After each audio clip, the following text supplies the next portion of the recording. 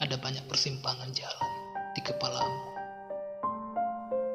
lengkap dengan penunjuk jalan, kebanyakan palsu. Pernah suatu hari, aku berputar-putar saja di sebuah kota. Gedungnya tinggi-tinggi, jalannya macet total, dan kau berhimpitan dengan kata-kata di tengah jalan.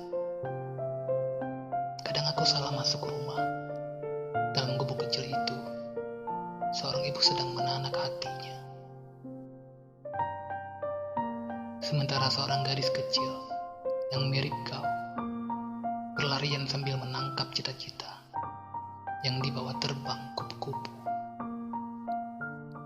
Lain waktu, aku tiba di hutan belantara.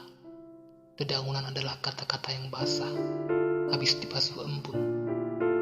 Kau pegang erat-erat seikat puisi yang sewangi bunga. Malam tadi, ketika cahaya tertidur pulas, ku coba cari jalan lain, mengendap-endap menuju degup dadamu yang gemericik.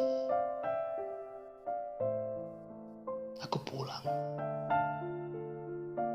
Telah ku tebas hewan buruan, keegoisan yang selama ini membingungkan pikiranku sendiri.